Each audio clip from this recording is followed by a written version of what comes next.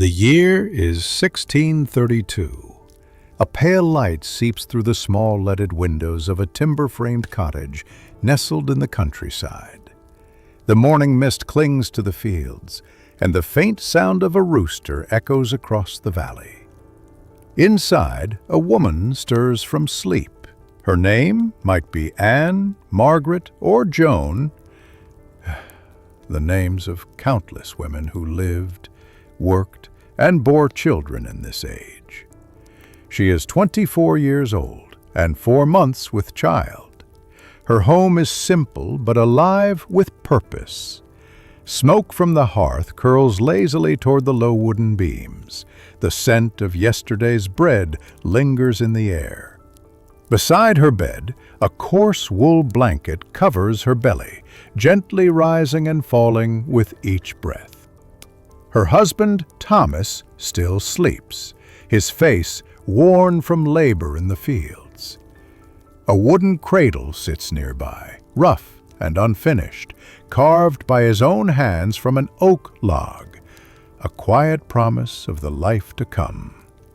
She pulls herself up slowly, feeling the familiar heaviness in her body. The floor beneath her feet is cold and hard-packed earth. She wraps a shawl around her shoulders and steps toward the small basin of water set near the wall. With cupped hands, she splashes her face, whispering a morning prayer. The water is icy, biting at her skin, but it clears the fog of sleep and begins her day. In the 1600s, a woman's first thoughts often turned to faith. Pregnancy was more than a physical condition. It was a sacred state, a sign of divine blessing, and at the same time, a reminder of Eve's curse, that in sorrow and pain, women would bring forth life. Every expectant mother lived between those two truths, blessed and burdened. There were no doctors, no midwives with medical training as we know them today. Only the wisdom of older women gathered from experience and the prayers they had whispered for generations. A neighbor might tell her to keep her feet warm at all times, for cold could cause the quickening to fail. Another might swear that sudden fright could harm the child, and so she must avoid loud storms, quarrels, and deathly sights. Anne knows these beliefs well. Her own mother taught her the signs, the way cravings foretold the child's health, or how dreams might reveal the baby's gender. Some women believed that looking upon beauty during pregnancy would bless the child's face, while gazing at deformity could bring misfortune. The unseen world was always near. Angels, saints, and spirits, each believed to play their part in a mother's fate. She dries her hands and moves toward the fire, coaxing the embers back to life with bits of kindling. Soon, the small flames flicker and crackle, filling the cottage with warmth. She places a pot of water to boil, adding coarse oats for the morning meal. Her body hungers differently now. Some mornings she craves honey, others only plain bread. But food is never abundant. Most days she eats what the season allows: coarse rye, cabbage, root vegetables, and occasionally a little milk. As the room warms, Anne rests for a moment, one hand resting gently over her belly. She feels the faintest flutter, not quite movement, but the awareness of life within. It is both comforting and humbling. Her body no longer belongs to her alone. Every heartbeat, every breath feels shared. The world outside stirs. Through the open door, she hears her husband moving about, tending to the animals before the day's work in the fields. He will plow until sunset, and she will keep the home. Her duties no lighter now than before. In this time, pregnancy is not an excuse for rest. Women continue to work, grinding grain, washing clothes, kneading bread, and mending garments. The rhythm of their lives does not slow for the child within. She murmurs another prayer, tracing the sign of the cross upon her chest. Faith is her anchor, but superstition still clings to every shadow. Around her wrist, she wears a ribbon blessed by the local priest, said to protect both mother and child. Beneath her dress, she pins a small silver cross close to her heart, a charm against ill fortune. Some women keep sprigs of rosemary or dried lavender hidden in their bodices, believing the scent wards off sickness. In her world, every stage of pregnancy is watched carefully. When she missed her third monthly bleeding, the village midwife, Goody Turner, an elderly woman with gentle hands and shrewd eyes, had smiled and said, "You are quickened, my dear. The Lord has placed life in thee." From that moment, Anne's heart had filled with both joy and fear. Quickening meant that the child had a soul. It was the point at which the church declared life truly begun. But it also meant that death, should it come, would take not just one spirit, but two. The days since have been filled with quiet gratitude and quiet worry. She wonders whether the child will live, whether she herself will see another spring. In her village, nearly every woman has known someone who died in childbirth. Some never make it to their time. Others pass within hours of delivery. Yet still, women keep bearing children. Because they must. And because the hope of new life is stronger than fear. Anne eats her simple meal and looks toward the window, where sunlight now spills across the floor. The world outside glows gold and green, heavy with morning dew. Life, in all its beauty and danger, unfolds beyond her door, and she, too, is part of that endless cycle. In her time, a woman's worth is often tied to her womb. To carry a child is to fulfill her role in family and faith. Yet she knows that her story, like all women's, holds its own courage. She is not only a vessel for life, but a guardian of it, facing each day with quiet strength. She sits by the fire, mending her husband's shirt, the needle moving rhythmically through the coarse linen. The child within her stirs again, a faint reminder of what is to come. Her heart softens. Despite the uncertainty, despite the hardships and the ever-present shadow of danger, there is still something sacred in this moment. The stillness before the labor, the peace before the storm. As the morning light brightens, Anne rises to begin her daily work. The day will be long, filled with chores, prayers, and small labors of love. But beneath it all, she carries the same hope that countless mothers before and after her have carried, that this tiny life, unseen yet deeply felt, will draw its first breath beneath the same roof where she now stands.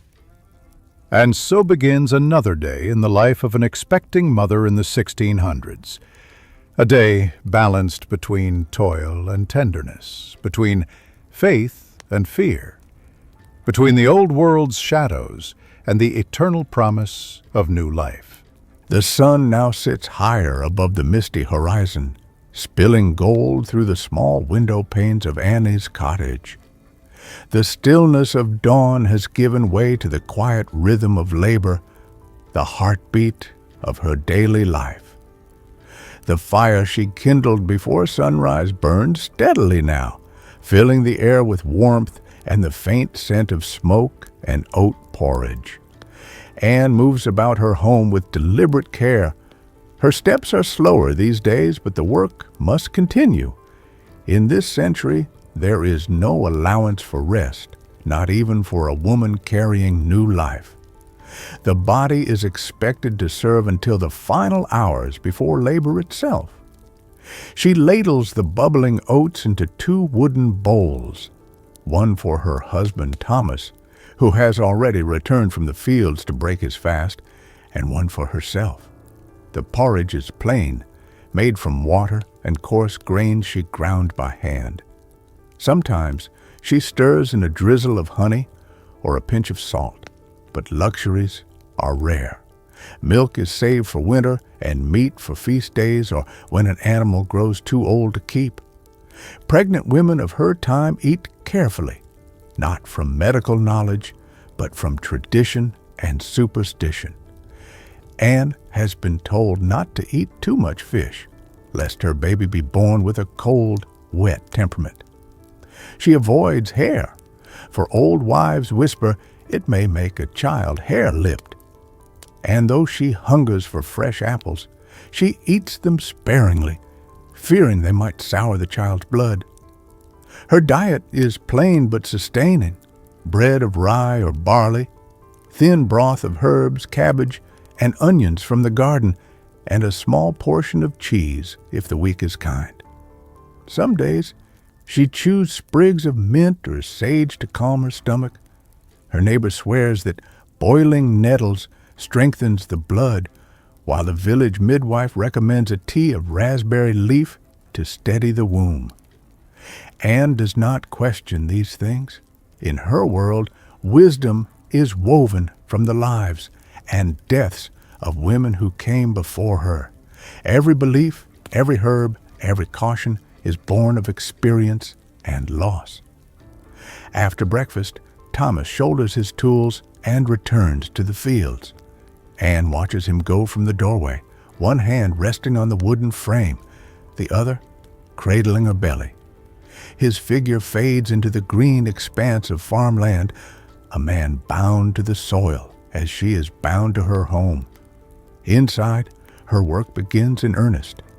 She sweeps the floor with a broom of bundled reeds, stirs the embers to keep the room warm, and lays out laundry to dry near the hearth. The day stretches long and full. There are clothes to mend, bread to bake, and the hens to feed. Later, she will walk to the stream to fetch water, balancing the heavy wooden pail carefully against her hip. Each step is measured, each breath steady. Her pregnancy offers no exemption. The 1600s grant few comforts to any woman, least of all to one of her station. She is expected to remain modest and industrious, her labor a reflection of her virtue. To rest too often would invite judgment, whispers that she is idle, weak, or ungrateful for God's gift of motherhood. Still, as the morning wears on, her back aches. She pauses to stretch, her hands pressing into the small of her spine. The child within her stirs, reminding her of its presence. It is not just the weight of her belly she carries, but the weight of expectation, that she will bear this child in strength, raise it in faith, and endure whatever pain God wills. By midday, the cottage hums with small tasks. A pot of broth simmers over the fire, onions, leeks, and a few herbs gathered from the small garden outside. The scent fills the air, mingling with the smell of baked bread cooling on the table. She hums softly as she works, an old hymn her mother once sang, a song for safe delivery, a plea wrapped in melody. In the 17th century, women like Anne found comfort in such quiet rituals. Medicine, as men practiced it, was far from their reach. Physicians served the wealthy in towns. The countryside relied on midwives and herbalists, women of knowledge and intuition. When Anne feels a wave of nausea or a cramp, she recalls Goody Turner's counsel. Steep thyme and marjoram in warm wine and lay it upon the belly. The midwife carries in her satchel bundles of dried herbs, pennyroyal for pain, comfrey for healing, and valerian root for restless sleep. Each plant, each leaf, is a promise whispered between generations. But there is also fear To rely too much on herbs or to seek knowledge beyond the church's blessing risks suspicion. In this age, when witchcraft is a crime punishable by death, even a wise woman walks a narrow path. Anne prays that her midwife will not draw attention. Her skills are a gift, but gifts can be dangerous. The afternoon sun drifts across the sky as Anne takes her work outdoors. She hangs wet linen on the line, feeds the hens, and tends to the small patch of herbs near the door: sage, rue, and rosemary. The breeze carries the scent of damp earth and smoke from the neighboring cottages. She pauses for a moment, resting her hand on her belly, feeling the flutter of life within. Her thoughts wander. Will it be a boy or a girl? A son to work beside his father, or a daughter to learn the rhythm of this same life? She cannot know, but she prays for strength, for herself, and for the child she will soon bring into this uncertain world. By late afternoon, her body is weary. She sits near the fire, mending a tear in Thomas's tunic, the thread moving rhythmically between her fingers. The baby shifts again, and she smiles faintly. Though she lives within the boundaries of obedience and modesty, this moment is hers alone, the secret bond between mother and unborn child. When Thomas returns from the fields, his boots muddy and his shoulders stooped with exhaustion, Anne greets him with quiet warmth. They share the meal: broth, bread, and a small wedge of cheese. He speaks of the weather, the crops, and the worry of coming frost. She listens, nodding, her thoughts half in the room and half within herself. After supper, she tidies the cottage and prepares for evening prayers. As the last light fades from the window, she sits by the hearth once more. The flames dance across her face, painting it with hues of gold and shadow. This is her world, bound by faith, labor, and love. Her body bears the weight of creation, her hands the work of daily survival.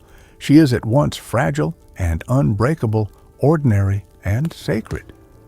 In the stillness of night, as the embers glow and her husband's breathing deepens beside her, Anne whispers a final prayer, not for comfort or ease, but for endurance, for the strength to rise again with the dawn, to labor, to love, and to carry life forward, as her mother did, and her mother before her.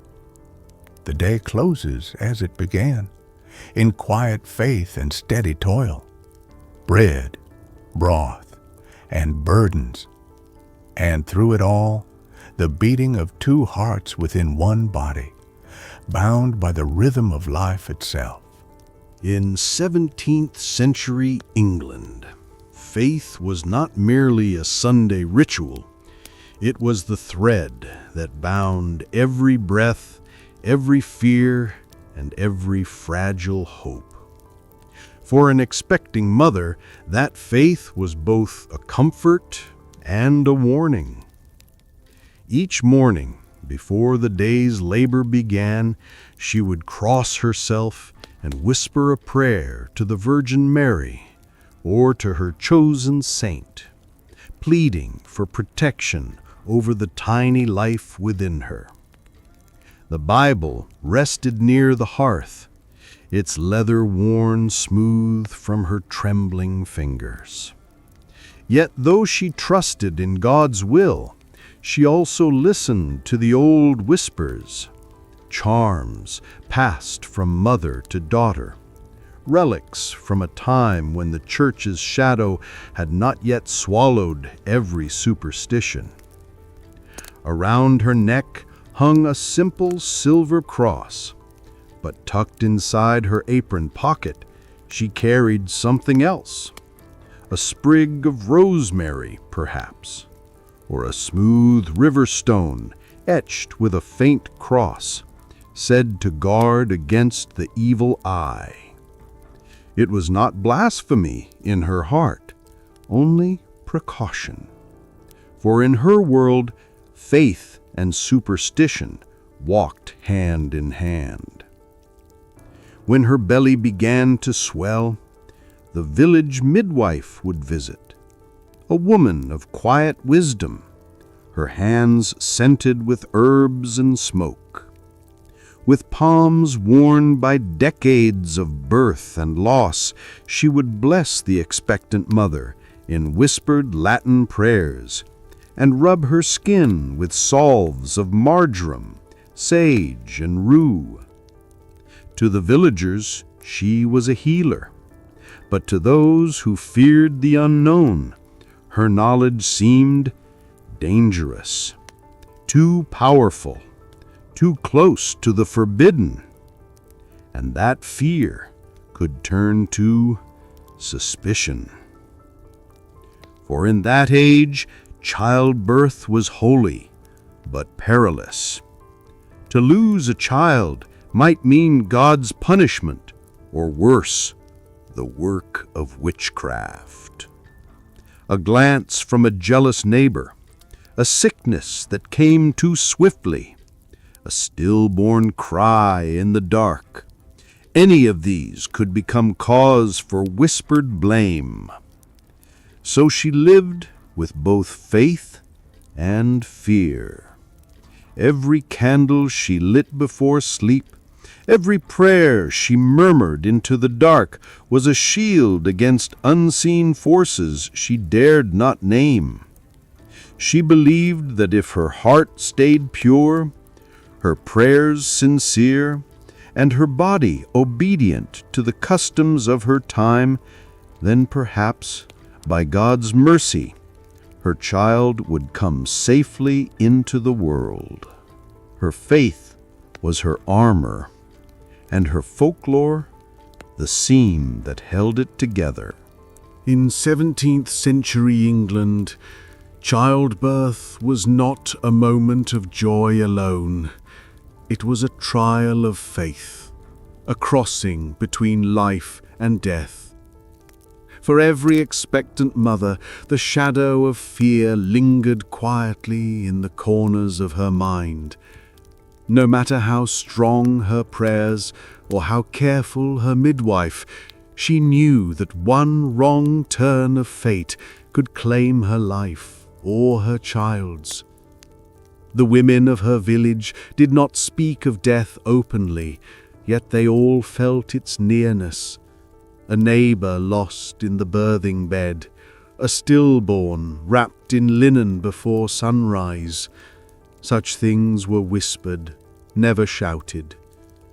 So she prepared, as every mother did, in body and in spirit. A week before her time came due, she would scrub her small cottage clean, she would wash her linens, light her candles, and kneel before the wooden cross that hung above the hearth. Her prayer was not for an easy birth, but for survival, for the mercy of one more dawn. Beside her, the midwife readied her tools. No steel or shining instruments, only faith and experience.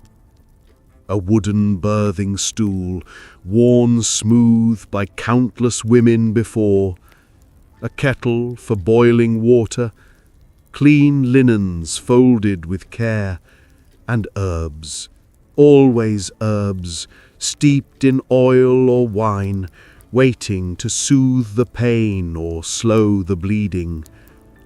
Yet even the midwife's skill could not quiet the silence that fell when the pains began. The cries of labor could echo through the night, sharp, desperate, and holy all at once. Neighbors waited outside the door, whispering prayers of their own, afraid to interrupt the mystery within. Inside, the woman clung to the midwife's hand, her face pale, her breath uneven. Every contraction was a prayer, every scream a plea for life. Her faith became her weapon. "Lord, deliver me," she whispered again and again, until her strength began to fade. Some nights ended in laughter, a child's first cry, a mother's tears of joy, but others ended in silence. The midwife would wrap the child, or the mother, in white cloth, and murmur a final blessing. Outside, the church bells would toll softly before dawn. For those who survived, gratitude replaced fear, at least for a while.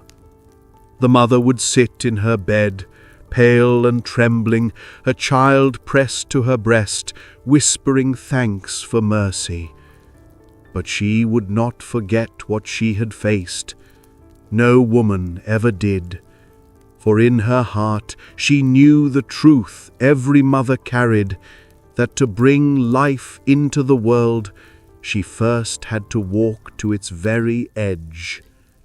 And so she prayed again, not only for her own soul, but for all the mothers who had gone before her, and for those yet to follow. The cry of a newborn, sharp, sudden, and alive, broke the silence of the cottage. For a moment, all time seemed to stop. The midwife exhaled, hands trembling slightly as she cut the cord and lifted the child to its mother's breast. And there, in the dim light of a tallow candle, life began anew. The woman lay pale against the linen sheets, her hair damp and tangled, her breath shallow but steady. Tears welled in her eyes, not only for the pain that had passed, but for the miracle resting in her arms. She whispered a prayer, soft and quivering, giving thanks to God for sparing them both. For many mothers of the 17th century, this was the most dangerous passage of their lives. Surviving childbirth was a blessing, a grace granted to few and cherished by all. But the trial was not yet over. The days that followed were uncertain, the infant's breath fragile, the mother's strength slow to return. And so within hours, sometimes before the sun had set, a priest would be called to baptize the child. The church taught that the soul must not linger unblessed, for death came easily to the young. The priest's Latin words filled the small room, mingling with the scent of candle wax and herbs. A few drops of holy water, a sign of the cross, and the baby was named, claimed for heaven and earth alike. If the infant lived beyond its first week, the mother dared to dream of its future. If not, she trusted that God had called it home. Such faith was her only comfort, for grief was a familiar visitor in every village. Still, in those quiet days after birth, a kind of peace settled over her. Her body was weak, but her spirit, her will, had never been stronger. She would watch the sunlight move across the floorboards, the fire burn low, and the tiny chest of her child rise and fall. That simple rhythm became her prayer. Outside, the village returned to life. Neighbors brought broth, herbs, and bread. Children played near the cottage door, laughing softly so as not to disturb the new mother. Life moved on, as it always had, bound by the same fragile thread that connected generations before her. In time, when she could rise again, she would carry her child to the fields, to the church, to the riverbank where she once played as a girl. She would teach it prayers, lullabies, and the rhythms of the seasons. And though she might never say it aloud, she knew this child was both her legacy and her offering. For motherhood in her world was not merely a role, it was sacred duty. To bear a child was to serve both God and the family line. Every life born into the village was a continuation of its story, a bridge between past and future. Sometimes when evening fell and the house grew still, she would sit by the window, her child asleep beside her, and think of all the women who had come before. Her mother, her grandmother, and those whose names were lost to time. Each had prayed the same prayers, faced the same fears, and carried the same hope, that their children might live to see a gentler world. And so the circle continued, life, death, faith, and birth, woven together in a pattern as old as the earth itself. Her child stirred in the cradle, and she smiled, tracing a cross in the air above its brow. Outside, the last light of day faded over the thatched rooftops. Smoke curled from chimneys, and the sound of distant church bells rolled across the fields. In that moment, the world felt still, sacred, as if even heaven paused to listen to the quiet breath of new life. She closed her eyes and whispered once more, "Thank you, Lord, for this day and for this child."